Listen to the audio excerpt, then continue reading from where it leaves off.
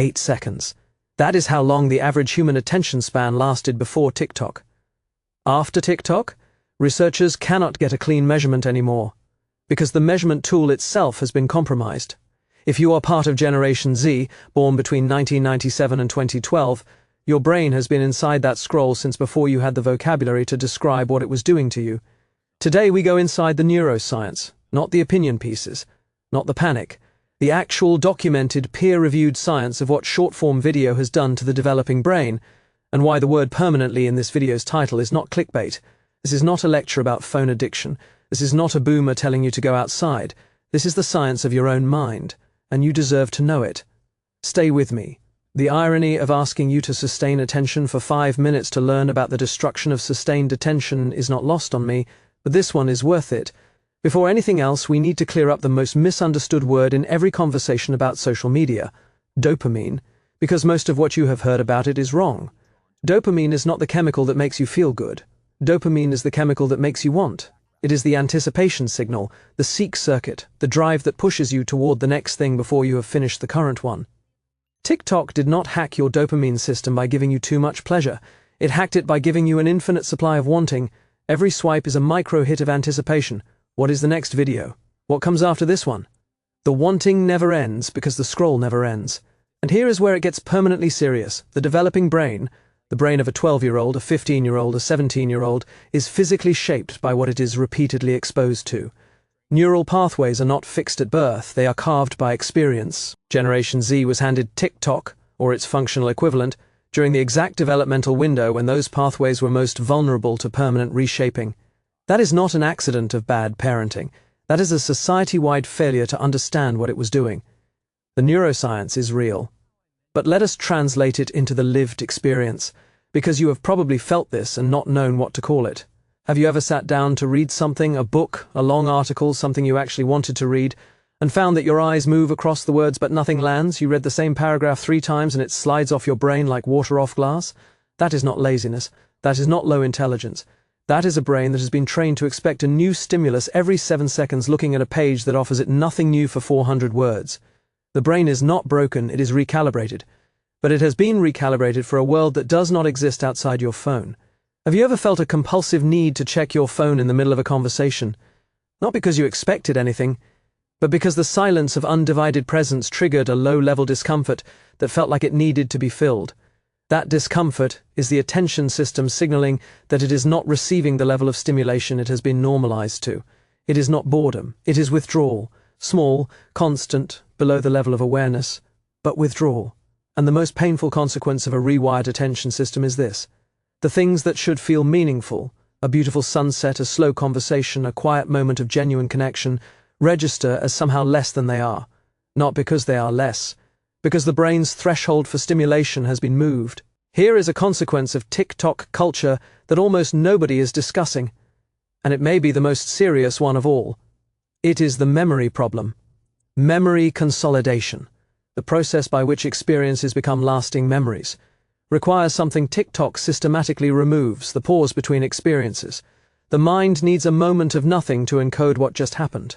Scroll to the next video before that pause occurs, and the previous video simply does not consolidate. This is why Generation Z members report watching hundreds of videos and being unable to recall most of them hours later. This is why you can spend 3 hours on your phone and feel like you have done nothing and experienced nothing and yet be exhausted from it. You consumed content constantly, but you built nothing from it, not because you are incapable of building, but because the architecture of the platform prevents the cognitive process that turns experience into something lasting. And the cruel extension of this: if real life does not provide the same rapid novelty as the scroll, real life begins to feel slow, thin, less memorable, not because it is, but because the encoding mechanism has been calibrated to the wrong speed. Here is the paradox at the center of Generation Z's relationship with TikTok. This is the generation that produces more content than any generation before them. And yet, in terms of original, sustained creative work, they may be the least productive creative generation in modern history. TikTok creation is reactive. You see a trend, you participate in a trend, you remix a sound, you respond to a video. The creative act is fast, derivative, and driven by the algorithm's appetite. That is not nothing. But it is a different cognitive process than sitting with a blank page and building something from silence. The deep work that produces great art, great writing, great engineering, great science, all of it requires a tolerance for sustained discomfort, for sitting with a problem that does not resolve in 7 seconds, for staying with something difficult long enough for the difficult thing to become clear. This is the creativity paradox, a generation with more tools for expression than any before them, a generation that has been told they are creative their entire lives, and a generation whose neurological capacity for the kind of sustained creative endurance that produces masterworks has been quietly, systematically eroded. Now the part that should change how you think about your phone permanently. Because TikTok's algorithm does not just respond to what you watch, it builds a model of you that is in some ways more accurate than your own self-perception. Every pause before a scroll, every rewatch, every video you almost closed but kept watching. The algorithm records the gap between your stated preferences and your actual behavioral responses. And it uses that gap, the gap between who you say you are and who you actually respond to keep you on the platform. This is not a conspiracy theory. This is a documented feature of recommendation systems. The algorithm is not malicious. It is indifferent. It does not care if what it shows you makes you feel better or worse. It only cares if it makes you stay. And the consequence: millions of young people spending hours inside a system that is optimizing for their continued presence, not for their growth, their happiness, their mental health, their clarity. A system that knows your psychological vulnerabilities better than you do and uses them to keep you scrolling. Here is what the research also says. And I want to give this the full weight it deserves. Every sustained reading session is a rewiring event. Every conversation where you put your phone down is a rewiring event. Every creative project you stay with past the moment of discomfort is a rewiring event. The brain responds to practice. It always has. TikTok changed the practice. The practice can be changed again. But here is the honest part. It is not easy. And anyone who tells you it is easy has not actually tried to rewire an attention system after years of high-frequency stimulation. The discomfort is real. The boredom you feel when you first put the phone down is real. That boredom is the withdrawal, and withdrawal always precedes recovery. 3 practices: specific, documented.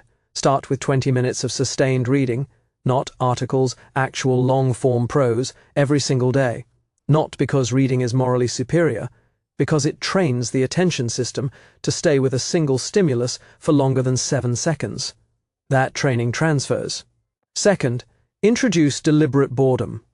1 period per day where you do one thing and nothing else: walk without your phone, eat without your phone, sit in silence for 10 minutes. Not as punishment, as training. You are teaching your nervous system that unstimulated time is safe. Third, finish things.